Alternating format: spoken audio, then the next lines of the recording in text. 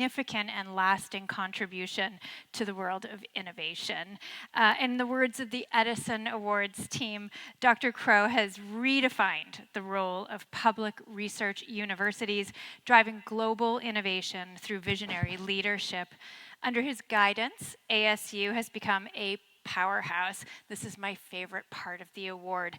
They rank #1 in innovation by U.S. News and World Report for 10 consecutive years. And as I said, I'm going to tell you a little bit more about Michael before we get started, because his journey has been so remarkable that once you hear about it, you're just going to want to share it with everyone you know. Michael has been the president of ASU since 2002. He also holds other positions there, the Arizona State University Foundation Leadership Chair, the Professor of Science and Technology Policy, and a professor in the School of Public Affairs. Under his leadership, ASU has dramatically boosted its enrollment, wait till I tell you the numbers, both in person and online, and the university has embraced a wide range of innovation that I'm excited to unpack over the course of our conversation today. Under his leadership, ASU has sought to create what he calls a new American university, something we all really need to start thinking about pretty quickly, while also reaffirming its very public and service-oriented mission, as you have put it yourself, to admit every qualified student and to adjust with that and grow with that. Among other things, he's founded more than 30 transdisciplinary schools at ASU, including the School of Sustainability and a cutting-edge biodesign institute that we'll hear a little bit more about. Previously, Executive Vice Provost and Director of the Earth Institute at Columbia University. He was Director of the Institute for Physical Research and Technology and Director of the Office of Science Policy and Research at Iowa State University, University of Kentucky, Southern Illinois University. There's so much to say about Michael, but I want to say also just beyond academia, is someone who's really been able to kind of bridge that public-private divide, both government and academia. Michael serves on the board of In-Q-Tel and Workova, and he has been a trusted advisor in the public sector as a member of the U.S. Department of Commerce's National Advisory Council on Innovation and Entrepreneurship, and the U.S. Department of Homeland Security's Academic Advisory Council. I spotted you at breakfast this morning, and I thought, what is that guy eating? He's so available, he's so busy. What is fueling him? Omelet. He's received numerous honorary degrees from universities all over the world. So please help me, again, just congratulate Michael, and then we'll get started.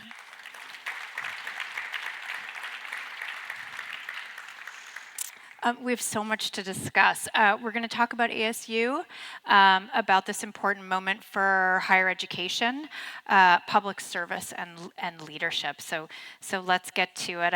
I told everyone in the room, U.S. News Best Colleges rankings get a lot of attention.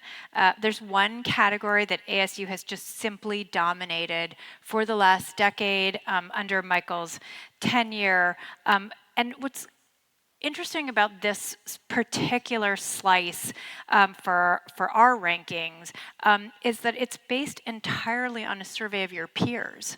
College officials from across the country. We're celebrating innovation today, and USA is just at the top of that list.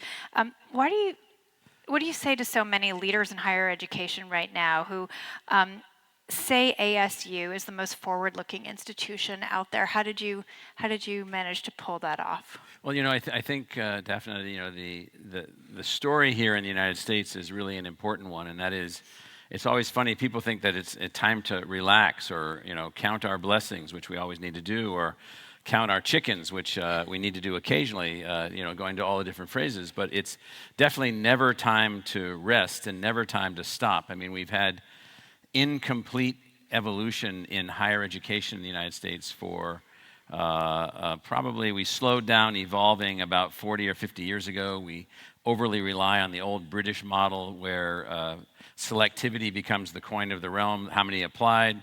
The schools are better, the fewer that they admit. And then what happened along the way is that then even the public universities, the public research universities began moving in this direction. So 25 years ago or so, when I was still at Columbia, I started, dreaming about, could you build a new kind of American university? Could you build an American university that was representative of all the hardworking families in the United States, that would admit every qualified student, no matter how big it got, that would use innovation over and over and over to enhance learning, that would accept the wide variety of the ways that people learn and the huge variety of types of intelligence. There's a whole literature out there about how we all have these different types of intelligence, and yet all of the systems in higher education are just honing and honing and honing and honing to produce replications of the same thing. So the drive for us was, could you, in the middle of the third century of the United States, could you find a way to build a new American university that was built on what we called inclusion versus exclusion and the measured success of the student? Could you have the research of the university focus on the success of the country itself, the public value, the public return? And then could the university also do something other than being snot-nosed egomaniacs that sit around thinking that they know everything and looking down everybody's nose? Could you actually take responsibility for something? So we still can't graduate 20% of the kids coming up from high school. Well, we blame the school districts. We blame the families. We don't even look at the universities that produce the teachers, produce the principals, produce the methods, produce the tools. And so the third part of our charter that we derived is to take responsibility. So rather than just being know-it-alls who, we have a lot of know-it-alls and we need these know-it-alls, but if that's all we do, then eventually, and you can even see some of this now, the people will turn against us because we're not doing what they need. And so, for instance, in the United States, the way the system works right now, places like Columbia or Bowdoin College, where I was on the board, or UC Berkeley, which is a fantastic world-class university, they only take the upper 2 or 3% of the high school class. And then they call it a day. Mm-hmm. And then in the rest of the country, more than half the people that go to college never graduate. More than half the people that have received a Pell Grant in the last 45 years have no diploma. Almost all the people that have debt have struggled to get their diplomas, and 65% have no degree and no diploma. So we have a serious operating problem. So we really set out, the team of us that went from Columbia to ASU now 23 years ago this summer, we set out to say, could you build a great new kind of American university that could be two things at once? Could it be unbelievably accessible? So we have the admission standards of the University of Michigan and the University of California from 1950. We have the admission standards of what we think is necessary to do university-level work. Can you do that? And then can you take those kids from all those families, and then can you also be unbelievably excellent? That is, can your faculty operate at a level of research equal to those universities that only admit a few students? And so we proved that. We just became the 4th university in the United States without a medical school to break $1 billion a year of research expenditure. So, yeah. That's great. So that's MIT, Georgia Tech, UC Berkeley, and what we refer to ourselves when we're making fun of ourselves, the Tempe Normal School. That's what we used to be. And so the Tempe Normal School is now the 4th leading research university without a medical school in the U.S. So, while also graduating 40,000 people this year. Incredible. And I promised everyone some numbers here just to give you a sense of what has been happening at ASU. It has tripled its undergraduate population. Or on campus, yeah. Yeah. They've gone from 51,000 undergraduates in 2005 to more than 142,000 today over 4 sprawling campuses. Talk us through that growth. How do you manage that? Yeah, so the numbers are even, those are old numbers. And so we have, so this year we'll have about just under 200,000 degree-seeking students, about 6,000 faculty members, about 35,000 support staff. We're running an engineering school now of 33,000 students, producing 7,500 engineers a year. And before we started this process, we were only producing a few hundred, and we were running the school as a weed-out school. So you get admitted to Columbia Engineering School, which used to report to me, and you don't get weeded out because you get weeded out before you go in. At the other schools, you get weeded out once you get there, after you incur debt, after you have this, after you have that. So we'll have about 200,000 degree-seeking students, half online, half on campus. About 500,000 learners. So what we decided was that all the stuff our faculty was doing, if we made innovation a core element of the culture of the university, which it isn't at most, if you made it a core part of the culture, you could project the university as a force into families that didn't finish college, into households that needed to finish a college degree, into places that needed courses. So we have another 500,000 learners taking our advanced learning courses. And then we have about 25 million learners in our environment coming in and taking advantage of the assets that we make available to anybody. So, yeah, everyone in this room will know somebody who went to ASU. And you've done it at an incredible cost. It's about $12,000 for well, so our tuition in-state at tuition ASU. is 12. Our in-state, what's called net tuition after grants, is averaging about $2,800 a year for our in-state students. So we've been able to make that work. In Arizona, the advantage of Arizona from an innovator's perspective is that it's an innovator's dream. There's very little government, almost no rules. When we got electricity like 5 years ago, I mean, things like really took off. And so we have to raise this year we'll raise about $6 billion for our operating budget, and a small percentage of that, about 6 or 7%, comes from the state. And the rest comes from the wits of our faculty members, the creativity of our teams, the use of our hundreds of learning technologies and educational technologies, the spin-out companies that we have, the companies that we've started to help us to fulfill our mission. We have 3 of those that we've stood up just to help fulfill our mission, with private equity helping us to move those things along, and a 4th one that we're about to start. So we have a new model. We call ourselves, we operate as a public enterprise, highly driven by innovation, as opposed to a public agency which sits around and waits for some political outcome of a political equation to tell you how many students you should have, or how you should do this, or how you should do that, and we just don't follow that method. We'll talk a little bit more about public-private partnership too. One question that I thought of when I was putting this together, and I don't think ASU is seeing this, and we're about to graduate in the United States, our largest high school class ever. Right. Almost 4 million high school seniors are about to graduate, including my son. Yes. And you hear people talk about, and especially in higher education, the enrollment cliff. Like there's going to suddenly Those are simpletons. Yeah, there's just not going to be enough students, but that is just not the case. Yeah, it's crazy. So here's the mistake that we've made: is that so much of the academic culture is actually filled with innovative individuals, unbelievable scientists, unbelievable dreamers, unbelievable philosophers, all these new ideas and so forth. And then the institutions are led by people, in hooded monk costumes, that are thinking slowly and not innovating. And so, what happens here in this business is that people say, well, we're just going to wait for kids to graduate from high school. There's 40 million people in the United States that went to college and didn't finish. We did a deal with Starbucks a few years ago where we agreed to find a way to take Starbucks, where 3/4 of their employees had been to college and didn't finish. Of those, 80% of them wanted to finish college. Of those, 95% were embittered because they didn't finish college at someone. And so we decided to build a program. We call it the Starbucks College Achievement Program. We've graduated 16,000 people from this program. Amazing. We have 26,000 people enrolled in this program. And so that's an innovation in a company and an innovation by us trying to figure out, and that's, by the way, across hundreds and hundreds and hundreds of degrees that we've built, with thousands and thousands of courses using advanced, innovative learning and teaching technologies. It's such a great example of innovation in higher education. Are other schools that you know of trying to emulate programs like that? How can we build and kind of iterate on those kinds of? Well, I mean, my best answer I can give you is I hope so, because we have we're moving into a moment where it's kind of funny. Like more people want to go to college than there are places for them to go to college. Most people that went to college and didn't finish want to finish.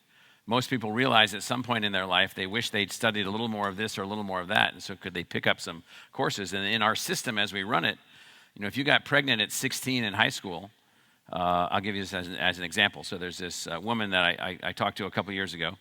She didn't finish high school. She got pregnant, really, really smart person, couldn't go back to college, raising her kids. We all know the story. But she decided to sign up for our online biochemistry major, which has about 40 learning technologies that we've acquired through our innovation acquisition process, enabling us to teach biochemistry at the highest level. She completed that program. She got into the Mayo Medical School, and then she was our first student to get into the Mayo Medical School, so I called her up and I said, well, I talked to my buddies and we raised all the money to pay your tuition for the Mayo Medical School because she's an example of a person who couldn't go to college, couldn't finish college, was really determined, and then we found a way for her at an older age to come back and get a degree, not in basket weaving, but to get a degree in biochemistry, and then take that biochemistry degree and move it forward in new kinds of ways. And so what we've been building is ways to do that. Now, are there other universities interested in doing that? Yes. A lot of them are frozen. So here's the joke. So the joke in academia goes something like this. So the academic senate has considered the matter of innovating in the new way to come up with some new kind of degree program and some kind of new learning modality for 14 semesters. That would be, 7 years. You guys aren't laughing at this. You don't even know the pain of this. The academic senate has voted on the matter. 87 support the new innovation. 1 faculty member is against it. The matter fails. Yeah. And so it is extremely challenging in an anti-innovation academic culture to find ways to innovate. So the way that we were able to do that with our 6,000 faculty members and our support staff was to change the goal of the game. The goal of the game was not self-gratification. The goal of the game was not so you could hire yourself out to another school and get a better mercenary salary at the next school because they were interested in just you. The goal in the game was the social transformation of Arizona and the country through the work that we do, measuring ourselves by what we are achieving through our students. So See, this is why he's the guy. What we did was we worked to change the faculty centrism of most universities. It's about the faculty, and the students used to be, even when universities got formed, the way to pay the faculty. Yeah. And into a student-centric institution where the objective of the institution is inclusion, admitting every qualified student, and then that student's success. That's the number one objective of the institution. If you do those two things, everything else will work out, including your resources, including your money. So back to your question on enrollment, people that are sitting around worrying about the enrollment cliff, they should be replaced. Appreciate that. The young woman whose story you just shared, did she study online? Yes. She did. The biochemistry degree. So I'll just switch to another. So we run this meeting. I'm heading from here over to San Diego where we run the largest educational innovation meeting in the world called the ASU GSV EdTech Summit. Some of you are going to that meeting. I saw a couple of you. Yeah, absolutely. So we've run that meeting now this is our 16th year. We've acquired hundreds and hundreds and hundreds of technologies and partnerships and relationships from that, which then allow us to now change how we teach biology. I'm just picking biology. And all of this applies outside of the sciences also. So we have 10,000 biology majors, Wow. half on campus, half online. All of them have the ability to learn biology laboratories in a complete virtual reality learning environment, co-developed by none less than Steven Spielberg and Walter Parks, 2 big famous Hollywood types, and us. And what happens in that, this is the thing, Dafna, that we have a 40% improvement in the learning outcomes. And so any kid that can read can now understand college-level biology to the level of genetic understanding, and then online or on campus, we make this happen through our faculty. So this is what our innovations have allowed us to do. So we're a breakout weirdo university deciding that teaching more people and graduating more people and helping more people to be successful is more important than how many kids we don't let in. Nice. And you think COVID kind of changed the game a little bit on online learning, kind of removed a little bit of during COVID, I wrote the fear. president of Harvard at the time, Larry Bacow, because the dean of the Harvard Law School was spreading all this BS about online learning, that it didn't work and so forth and so on. And I was 100% certain that he wouldn't even know what online learning was if it fell on him. And so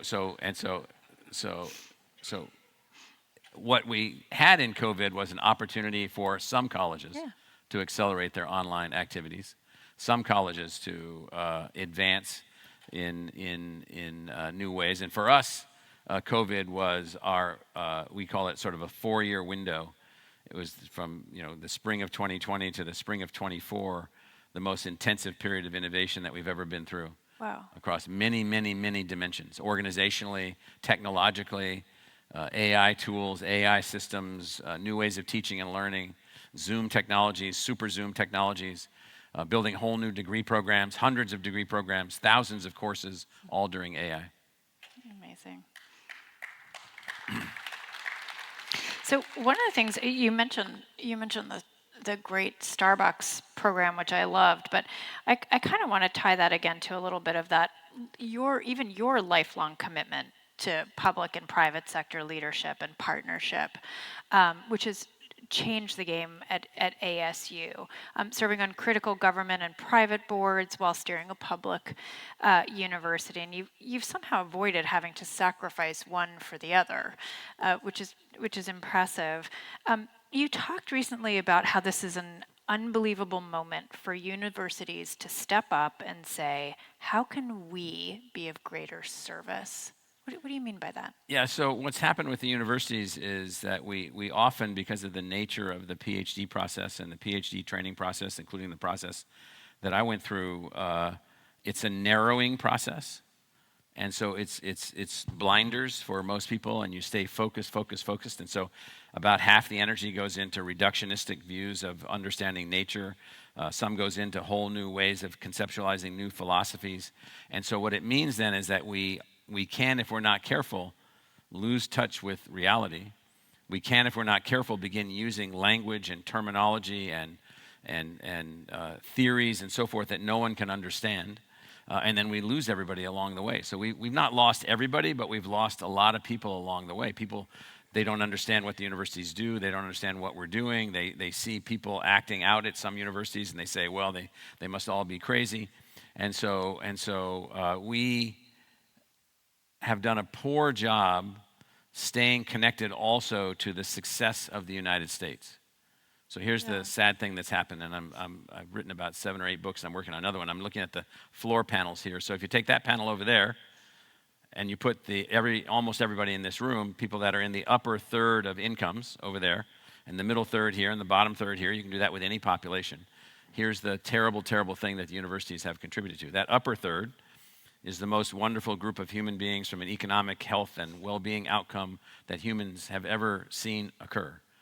Every indicator is accelerating at record levels: lifespan, wealth generation, income, net equity, education of your children. I mean, everything, crime.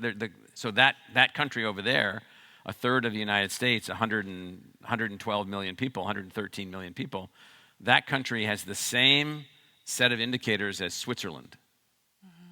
400 murders in that group of people. This group of people here in the middle incomes in the United States, and the universities have made that happen. And they're continuing to make that happen. AI systems and these systems and these systems and tools and devices and all the innovations and so forth and so on. Now the middle group here, they have about the same set of parameters: lifespan, wealth generation, net equity, children's education, et cetera, crime, as people living in France or Spain. And they're about the same size as France and Spain. So we have a Switzerland 10 times the size of Switzerland, and we have France and Spain. Life is good. The bottom third in the United States should be the group with the highest numbers. The most acceleration of lifespan, the most acceleration of income that is against the base. This should be the best. So for the first time in human history, in the United States, in recorded history in the United States, not human history, this group has no positive indicators. Yeah.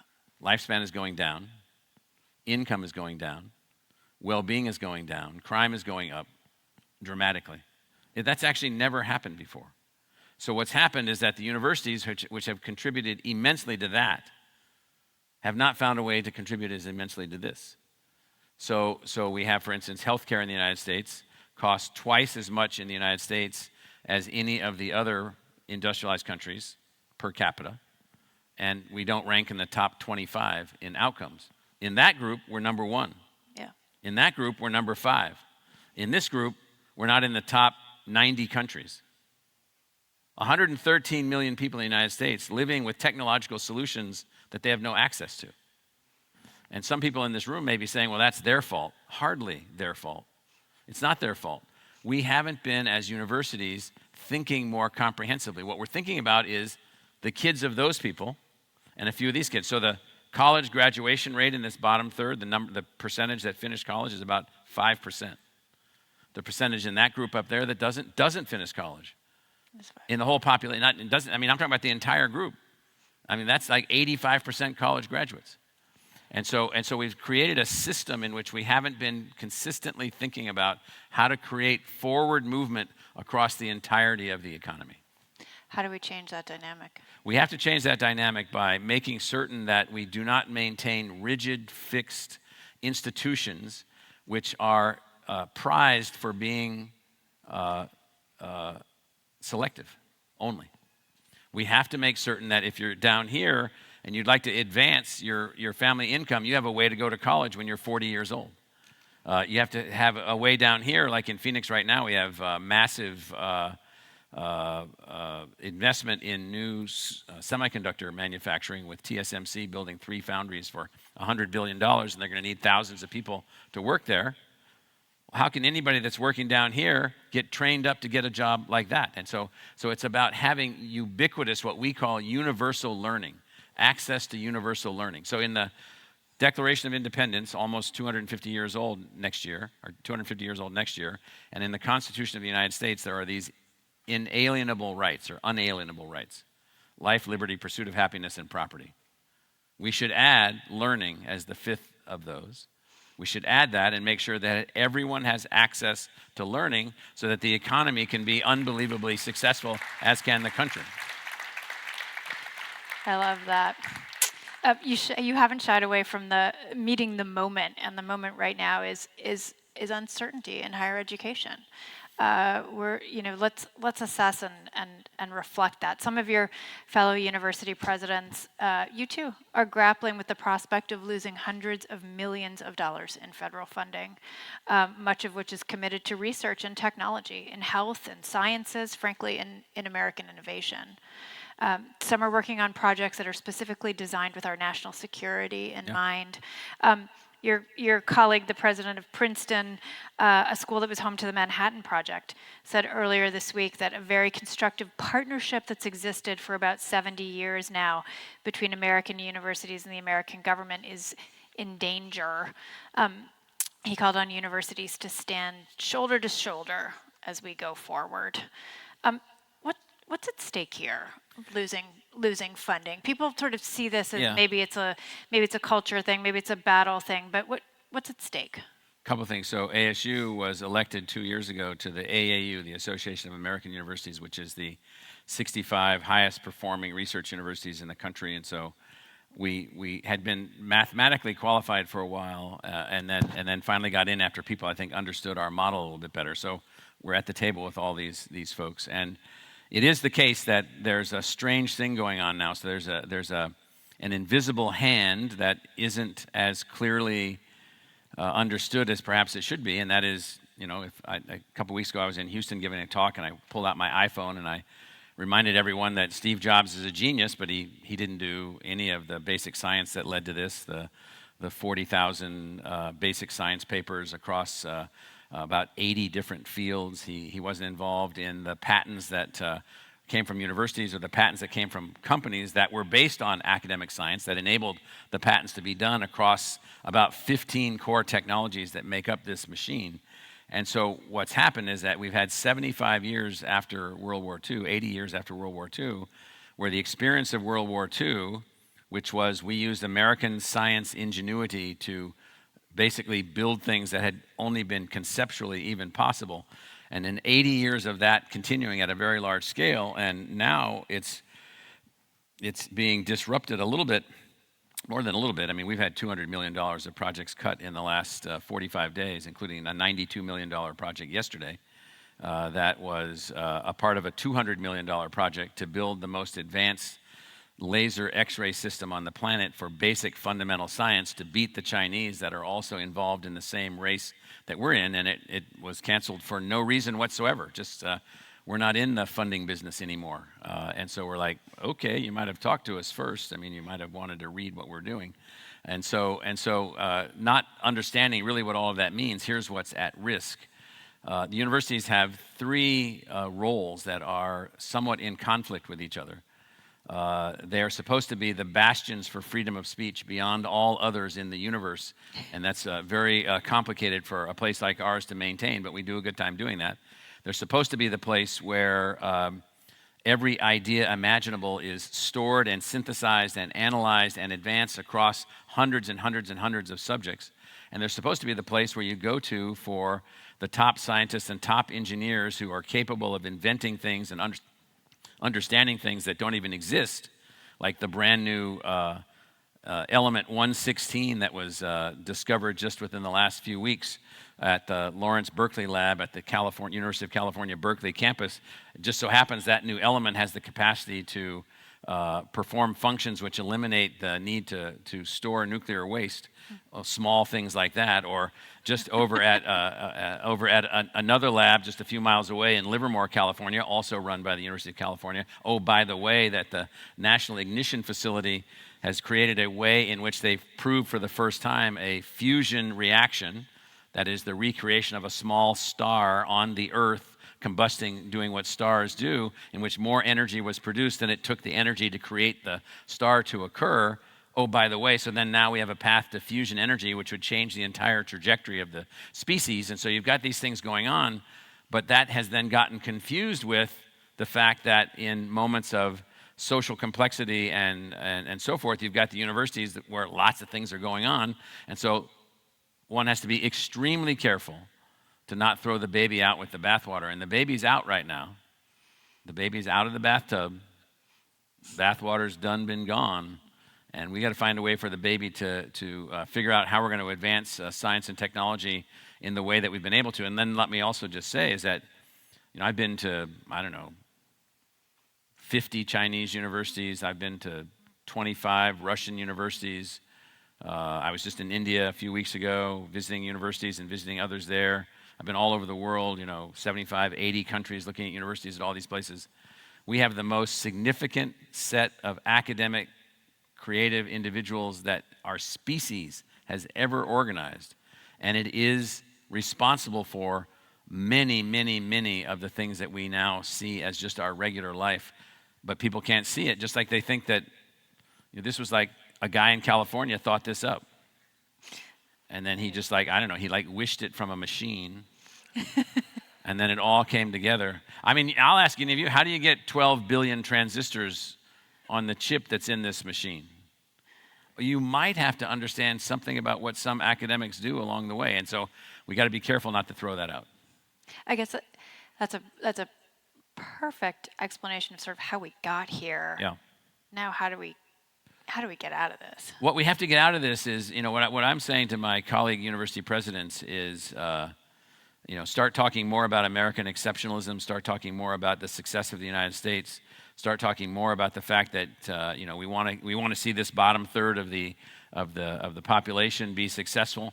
Start talking more about making certain that we can build a better economy. Not only can we make America great again, how about making America great always? And so, yes. Everyone else is too nervous to clap, and so. No, that's what you do. There we go. So, and to do that, you absolutely must find a way for us to maintain unbelievable scientific and technological dominance. And everyone wins. The whole world wins, but America wins specifically. We followed a discussion on IP and patent law. like Princeton, ASU receives significant federal funding for research, but is also among the top 10 in the world for U.S. patents, alongside MIT and Stanford and Harvard. Is that the kind of work you think is also at risk right now? Oh yeah, that's at risk. I mean, we've got one of our faculty members there. I think that's him, Cody Friesen, who's a major patenter himself with multiple spin-out companies and all kinds of things that are happening. And so all of that is at risk because the universities across the country, for instance, are admitting probably 30% fewer PhD students next year than they did this year. Because of funding. Because of not just funding, but anxiety. If you can't support the student over their life, then you're setting them on a path where they're going to, spend 2 years doing something, not finish, and it's going to be wildly negative for that particular person. And so they're just trying to be fair. And so all of that means, all at the same time, that the Chinese are building 100 new research universities from scratch. I've been there. I've seen them. We're better than all of them. We're unbelievably capable, but it doesn't stay that way if you get this massive disruption. So is the patenting output going to be affected? Yes. Or is the scientific output that then leads to industrial patents? I think I see breakthrough energy over there. Yeah. I mean, so breakthrough energy needs, all kinds of technologies to invest in to drive ourselves forward in new areas. Well, if we reduce the engine at American universities and the talent coming to American universities to do these things, we're going to weaken everything. So my wife's brother is a math professor at Northwestern. He went to Harvard undergrad, MIT PhD, and he works on topological geometry. And he wanders around talking to these math geeks all over the world. Like you'd think that all he ever did was go to conferences in Spain or having a great hike in Italy. But he's working on unbelievably complicated mathematics that then allow you to conceptualize and visualize and ultimately understand and build things that we can't build. So if we want to build actual fusion reactors, we've got to understand how a little star that we might build on the Earth will actually be contained. How will it actually work? And you might have noticed that the star that's nearest to us does have an occasional burp that sends out unbelievable particles that cross the solar system at light speed. And so how do we build something like that? Well, if you don't have the math, you can't do that. If you look at how we're going to manage things going forward, we don't have the math to do all kinds of things. And so we need all of this stuff going on.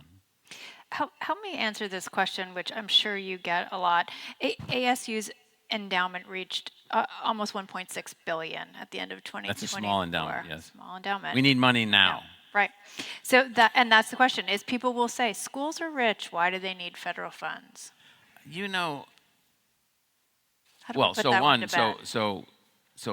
Most of the funding that comes from the federal government for ASU comes in two forms. So one is a repayable loan, and the federal loans are a profit center for the U.S. government. So the student loans the government makes money off of student loans by the interest rates. And then number two, the other are the grants, the Pell Grants. So for kids from families under $45,000 of family income or so, give or take, the government will give you a grant of $6,000, $7,000 a year to help you to go to college. It turns out that the return on that investment is off the charts. It's one of the most successful, significant, measurable returns, Pell Grants, for investment, even with the kids that don't graduate, because even a kid with 2 years of college is contributing more to the economy and benefiting from the economy. We don't know the names, but we have the tax returns in Arizona of all the people that went to ASU that still live in Arizona. Let's call that, 500,000 people. Their contribution to the state in terms of taxes, in terms of investments, we don't know the name, but we have all this information, this raw data. It's off the charts. And so the federal government's investment is really in two areas: science and technology, for which the economy, I think somebody calculated, it's like $1 in, $8 back. That's a huge investment. $1 in, $8 back. And then the money for kids going to college, the Koreans, let's just take a look at the Koreans who were dirt poor at the end of the Korean War. who saw a number of new universities built, new institutes built, technological companies being built. They now have an economy roughly the equivalent of Italy in terms of its performance and GDP and per capita GDP. They decided to send everybody to college. And they have a workforce that is now unbelievably ready to take on all kinds of things. And so the return on the federal investment in higher education is dramatic. I could talk to you about all this forever, but there's so much I want to ask you just about your own background and journey, that your time at Columbia, at other institutions. Well, the most important thing about my background is that of this one-third, I was raised in a family in the bottom third. And no one ever went to college. I have siblings that didn't graduate from high school. I went to high school. I went to 21 schools. I moved 21 times. I went to 17 schools before I went to college at age 17. And what I learned along the way is there's smart people everywhere. There's talent everywhere. And we've decided to sort it out for narrow reasons as opposed to empower all this talent within the country. And so one of the things I learned growing up in a family in this income circumstance, with government subsidies, government cheese, government powdered milk, government peanut butter, all the stuff to add to the calories that my four siblings and I could have benefit from. What you learn along the way on that journey is that we're leaving most talent at the door. We've got so many more things that we could do. I don't know what the global economy is these days, 100 trillion, 120 trillion, whatever it is. Seems to be changing by the hour. Yeah, that's true. Well, at least equity stakes are. And so you guys aren't laughing at that. You should look at your stocks. And so check your phones. And so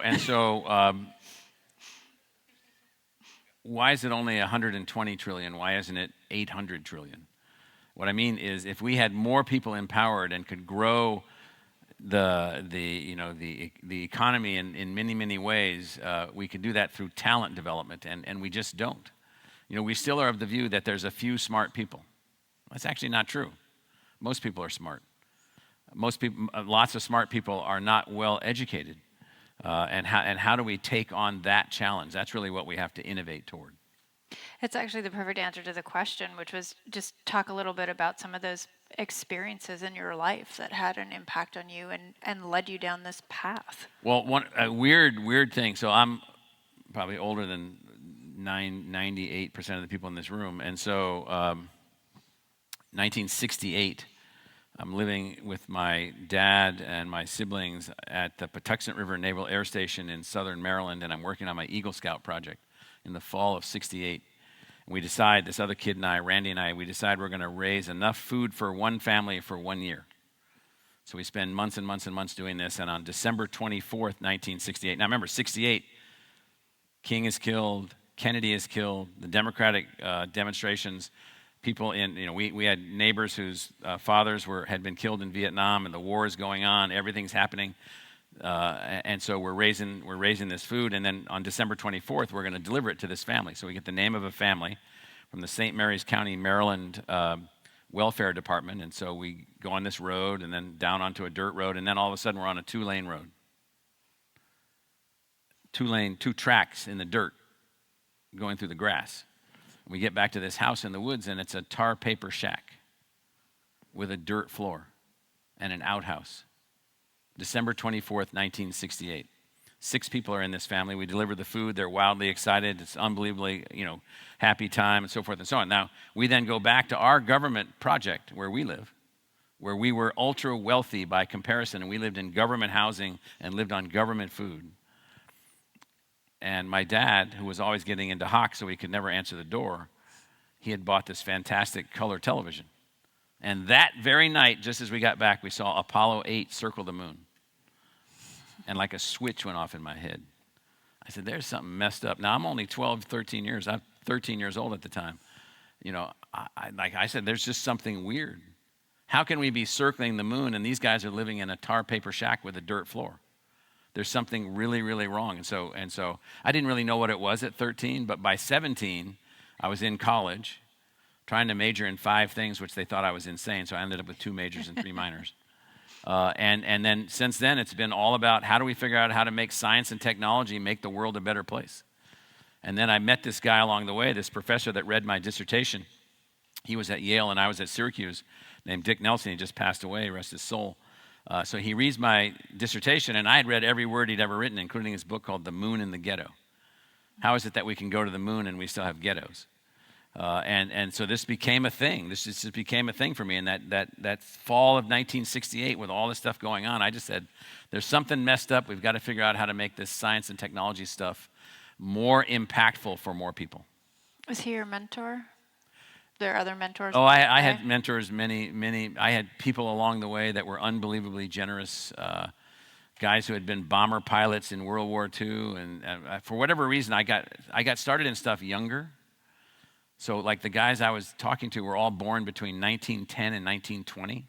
And so I had this benefit of being connected to those guys, and it just gave me kind of an advantage.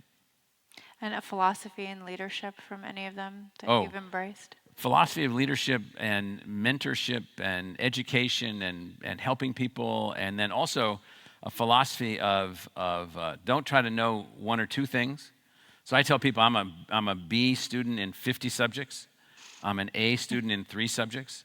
I'm an A+ student in 1 subject. And I learned this from my mentors. What does it mean? What does it mean? Why do you want to do it? What does it mean? It's great advice. And you share that with students? Yes. I guess my last question for you really is just about this award generally and what they mean. You're a highly recognized leader, but awards mean something when folks get to hear life stories, and the Edison Award is something very particular because it's about innovation. Well, I mean, Edison himself, so there's a book called Pasteur's Quadrant written by a guy named Don Stokes in the mid-1990s. I was a reviewer of the book, and so he came up with the sort of 4 quadrants of innovation, and one is called Edison's Quadrant. And in Edison's Quadrant, it's this notion of you have an objective that you're working toward, you have a use that you're working toward, and then you advance it with, you don't need fundamental knowledge, you need determination. You need logic. You need the ability to make things happen. So it's this unbelievable American inventor logic. And so, when he would be working in Menlo Park, New Jersey, and he'd be advancing material A, B, C, D, thousands of ways that he could advance to get illumination at a certain point, a certain distance, certain heat, certain frequency, and so forth and so on. And so these kinds of awards are important because they help other people to be stimulated. So Edison is this unbelievably stimulating figure in history because of all the things that he did, not just technologically, but organizationally, the utilities and the other things that he helped to make happen. And then along the way, if there are people in different sectors that are also demonstrating these kind of innovative practices, that then spreads the concept of innovation more broadly in the society. And so in my particular case, I'm hopeful that more universities can find a way to speed innovation, but even almost more important than the universities are the really, really, really challenged K through 12 community, where we have a need for structural innovation, technological innovation, pedagogical innovation, methodological innovation, all these kinds of things. And so if people could begin to see themselves as also innovators, and awards like this can help make that happen, then we're going to be better off for it. Great, thank you. How fortunate are we? Help me congratulate Michael Crow. Thank you. Thank you.